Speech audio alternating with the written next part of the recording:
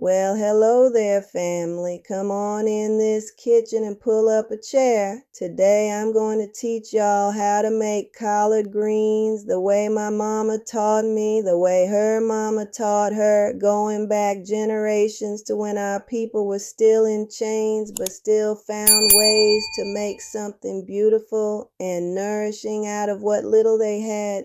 Now, collard greens, if you grew up black in the South, these greens are more than just a vegetable. They're history on a plate. They're survival and creativity. They're the taste of home and Sunday dinners and New Year's luck and every important meal our people ever gathered for. And while we're cooking these greens today, and they're going to take a good 2-3 hours because you can't rush good greens, I'm going to tell you the story about the Thanksgiving when everything that could go wrong did go wrong, but these greens right here saved the whole day and taught me one of the most important lessons I ever learned about what really matters when family gathers around the table. So let's get started, and let me tell you how this all went down back in 1973. Now, first thing we need to do is get our greens ready, and that starts with selecting them. When you go to the store or the farmer's market, you want to look for greens that are dark green, firm, and fresh looking. Not yellowed, not wilted, not with brown spots or holes where the bugs got to them. The darker the green, the more nutrients in there, and the better they're going to taste. Now, back in my day, we'd grow these in the garden and pick them fresh, but I understand most of y'all are buying them from the store, and that's fine. You want to get about 2-3 pounds of greens for a good-sized pot that'll feed your family with leftovers. Look at these beautiful greens. Now, let me tell you about Thanksgiving 1973. I had been planning this meal for weeks. My 6 children were all grown by then, scattered around with families of their own, and this was going to be the first Thanksgiving we'd all been together in 3 years. My oldest son had been in Vietnam and had just come home. My daughters had babies I hadn't met yet. My mama was still alive then, 83 years old, but still sharp as a tack. My sisters and their families were coming. My brothers, my husband's people. When I counted it all up, we were expecting 32 people at this house for Thanksgiving dinner. 32 people. Can you imagine? But I wasn't worried because I'd been cooking for crowds my whole life. I'd been cooking Thanksgiving dinner since I was 12 years old, helping my mama. I knew what I was doing, or so I thought. Now, what we're doing here is going through each leaf and checking for any bad spots, any tough stems, anything we don't want in our pot. The stems on collard greens are tough and woody, so we're going to cut those out. Some people like to leave a little bit of stem for texture, but I take most of it out because I like my greens tender. See this stem right here? We're going to run our knife right along here and remove it like this. So I'd been cooking for 2 days straight before that Thanksgiving. Made my pies on Tuesday, sweet potato pie, pecan pie, lemon meringue. Made my cakes on Wednesday, red velvet, pound cake. Wednesday night, I cooked my greens because greens are always better the next day after the flavors have had time to marry together. I seasoned my turkey and had it ready to go in the oven first thing Thursday morning. I had my dressing prepared, just needed to bake it. Had my sweet potatoes ready to candy. Had everything organized and planned down to the minute. Thursday morning came and I got up at 5 a.m. like I'd planned. Put that 20-pound turkey in the oven, started working on all my side dishes. Everything was going perfect. The house smelled like heaven. I had my good china out, the same china some of my grandchildren broke years later, but that's another story. I had my table set beautiful with my mama's tablecloth and the centerpiece my daughter had made. I was feeling good, feeling proud, feeling like I had this Thanksgiving under control. Now, the next step with greens is washing them, and this is important, so listen up. You cannot just rinse these greens under the faucet and call it done. These greens grow low to the ground and they get dirt and sand and all kinds of things in them. If you don't wash them properly, your family is going to be crunching on sand and grit, and that'll ruin the whole pot. So what we do is fill up the sink with cold water, or if you've got a big pot or tub, you can use that. And we're going to wash these greens 3 times. Not once, not twice, but 3 times. Watch what happens when I put these greens in this water. See how the water's already getting a little cloudy? That's dirt coming off. Now we're going to agitate these greens, move them around in the water, let that dirt settle to the bottom like this. Swish them around good, let them soak for a few minutes while I continue my story. So there I am, 10 o'clock Thursday morning, everything cooking, everything going according to plan. People are starting to arrive. My sisters get there first, coming into the kitchen to help like they always do. My daughters arrive with their babies and the house is filling up with family and noise and love and excitement. My son, who'd been in Vietnam, walks through that door, and I just about fell apart seeing him safe and home and whole. 11 o'clock comes, noon comes, everything's still cooking, still smelling good. The turkey is browning beautiful. I'm basting it, checking my sides, making my gravy.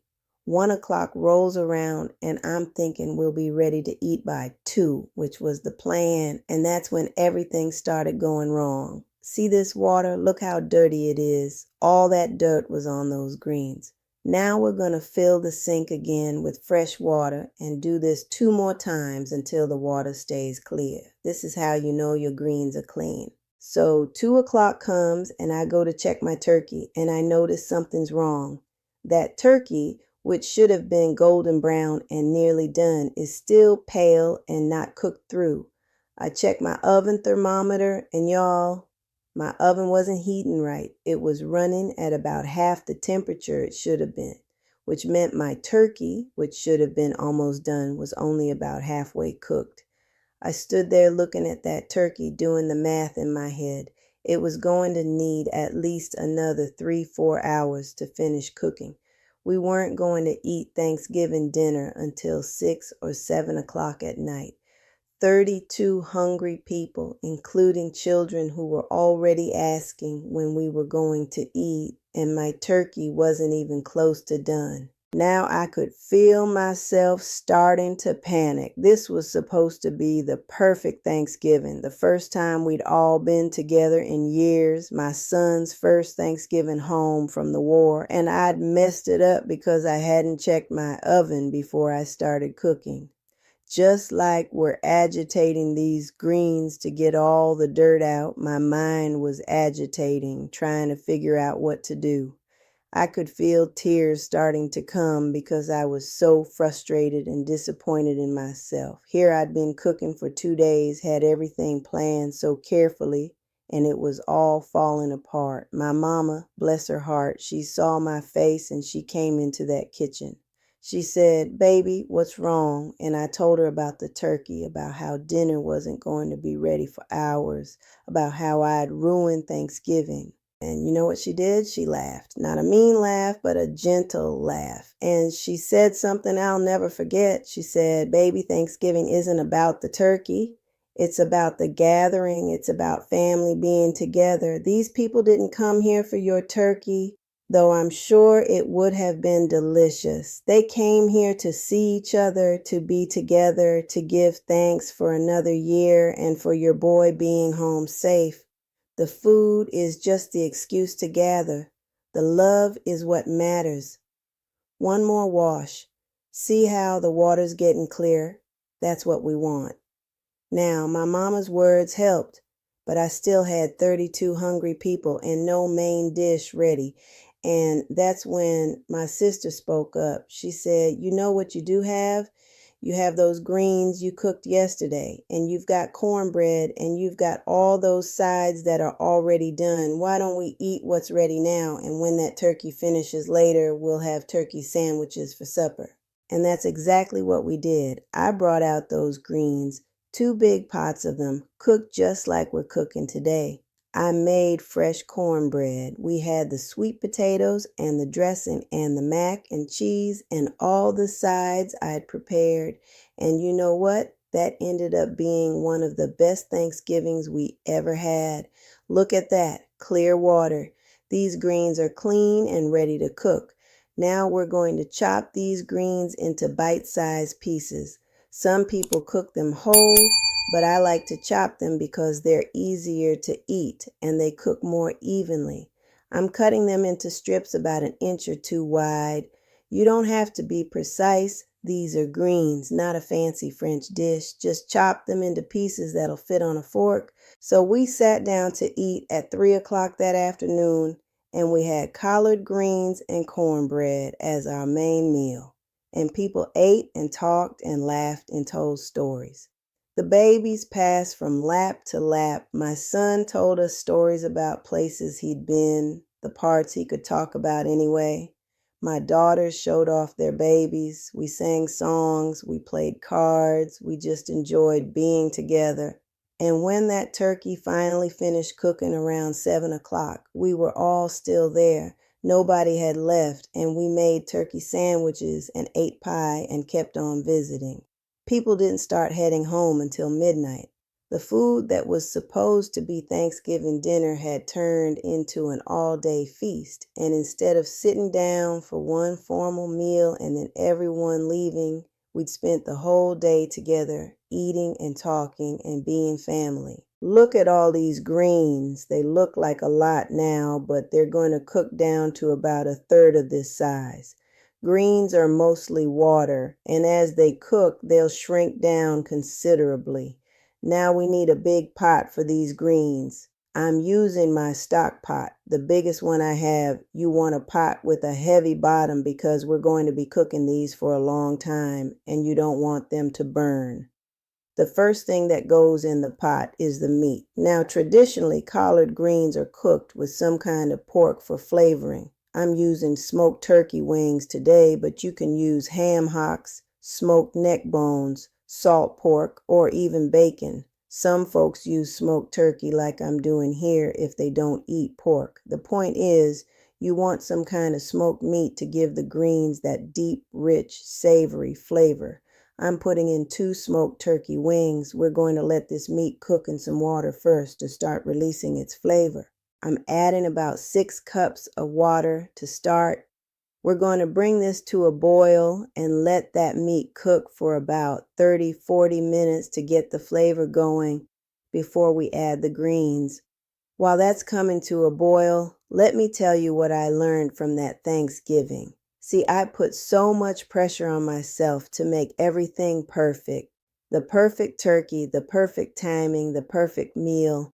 And when it didn't go according to plan, I thought I had failed. But what my mama helped me see and what that whole day proved was that perfection isn't the point. Connection is the point. Being together is the point. Yes, the food matters because food is how we show love in our culture, but the food is in service of the gathering, not the other way around. Good. We've got a nice boil going. That meat is going to flavor this water, and that water is going to become the pot liquor, the liquid the greens cook in that becomes almost as delicious as the greens themselves. Some people drink pot liquor straight, like soup. Some people sop it up with cornbread. However you eat it, don't throw it away because that's where all the flavor and nutrients are. We're going to let this meat cook for about 30 minutes. While it's cooking, let me tell you about seasoning greens because this is important. Every Southern cook has their own way of seasoning greens, and people will fight you over whose method is right. But I'm going to tell you how I do it, how my mama did it, and you can adjust according to your own taste. After the meat has cooked for a while and flavored the water, we're going to add our seasonings. I use salt and black pepper, of course. A little bit of sugar, not enough to make them sweet, just enough to cut the bitterness. Red pepper flakes for a little heat. A splash of apple cider vinegar for brightness and to help tenderize the greens. And this is my secret ingredient, a little bit of hot sauce. Now, some people add onions and garlic to their greens. That's fine if you like it. I keep mine simple because I want to taste the greens and the smoked meat. But there's no wrong way to do it, long as your family eats them and enjoys them. That meat is smelling good. The water is taking on color from the smoke. This is what we want. Now, after that Thanksgiving, I changed how I approach cooking for the family. I stopped trying to make everything perfect and started focusing on making everyone feel welcome and fed and loved. I stopped stressing over whether every dish turned out exactly right and started enjoying the process of cooking and the gathering itself. And you know what I started doing? Every Thanksgiving from that year on, I'd make my collard greens the day before, just like I did that year by accident, and I'd always make extra way more than we need because I learned that people wanted them. People came to expect them, and there was always someone who'd ask, "Miss Ruth, can I get some of your greens to take home?" And I'd send them home with containers full. All right, our meat has been cooking for a good 30 minutes. That water has turned into a beautiful broth. Now it's time to add our greens. Now watch this. I'm going to add these greens in batches because we've got a big bowl full and they won't all fit at once. So I'm going to add some, let them start to wilt down, then add more. The greens will seem like they're overflowing the pot, but just be patient. They'll cook down. See?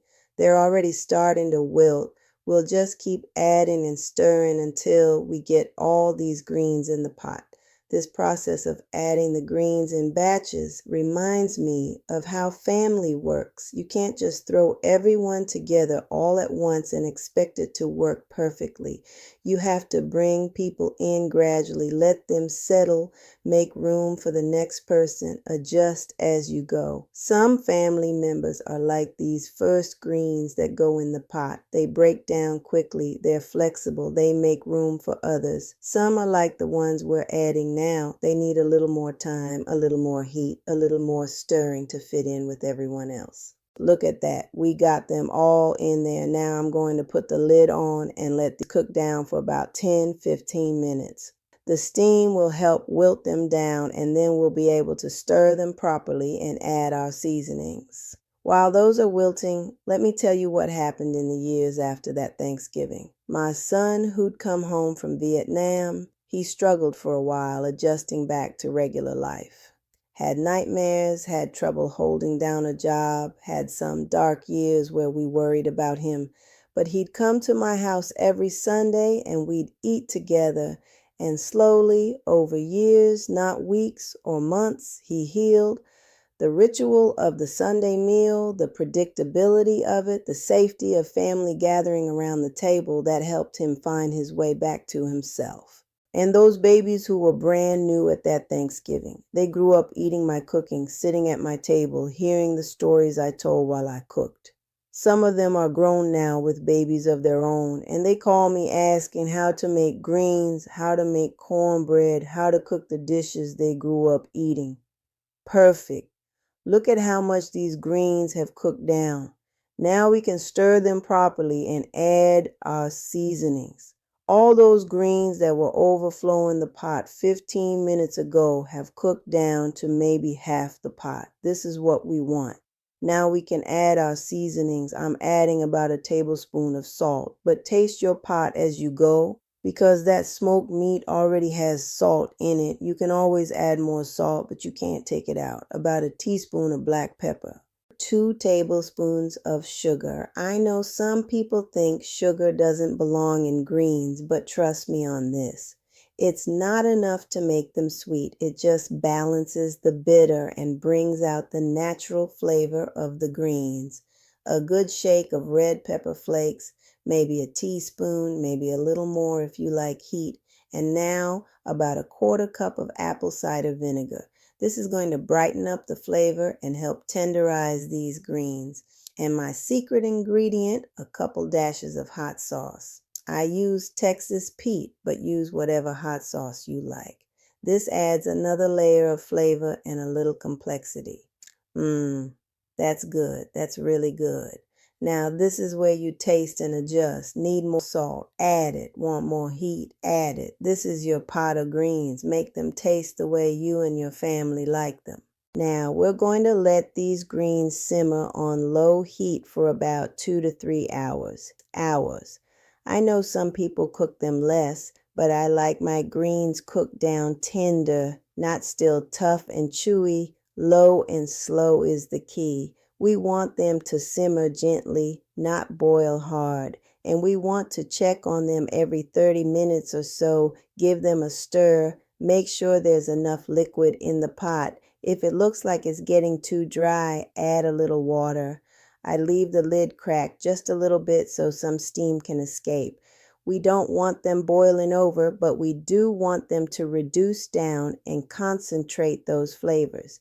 Now, while these greens are cooking, this is normally when I'd be working on other dishes or setting the table or talking with family who's come by.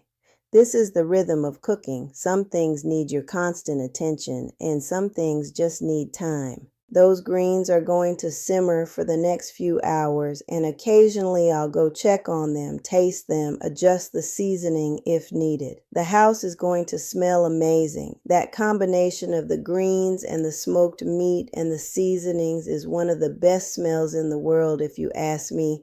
Let me tell you something else I learned from that Thanksgiving when everything went wrong but turned out right. I learned that some of the best memories come from the imperfect moments, not the perfect ones. Nobody remembers the Thanksgivings when everything went according to plan, but everybody in my family remembers the Thanksgiving of the greens, as we call it now. They remember sitting around eating collard greens and cornbread as the main meal. They remember laughing about the turkey that took all day to cook. They remember staying all day and into the night just being together.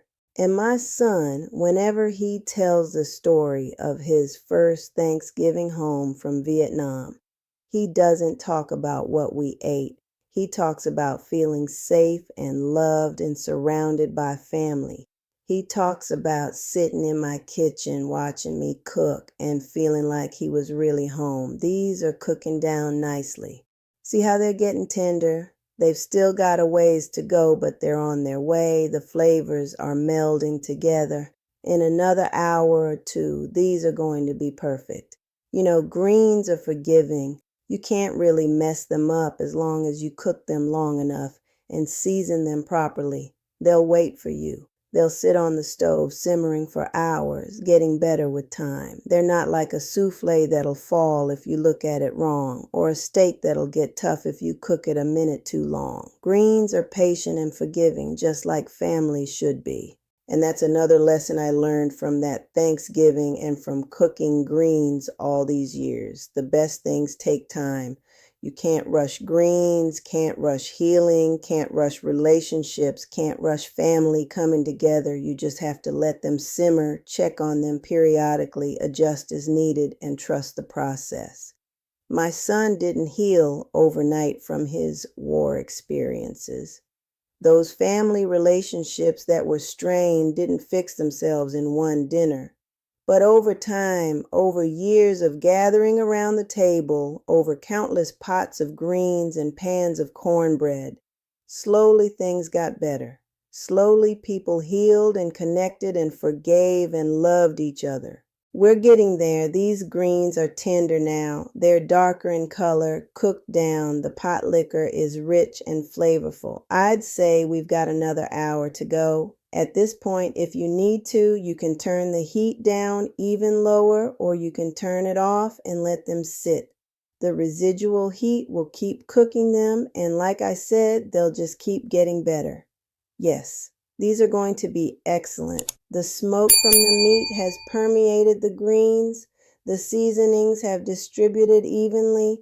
That little bit of vinegar has brightened everything up. These taste like home. These taste like history. These taste like love. When we serve these greens, and they're traditionally served on New Year's Day for good luck, but also at Sunday dinners and Thanksgiving, and really any time you want soul food, we'll serve them with a slotted spoon to drain off some of the pot liquor, but make sure everyone gets some of that meat that's been cooking in there. And we'll have cornbread on the side, and people will sop up that pot liquor with the cornbread. And that's as good as eating gets.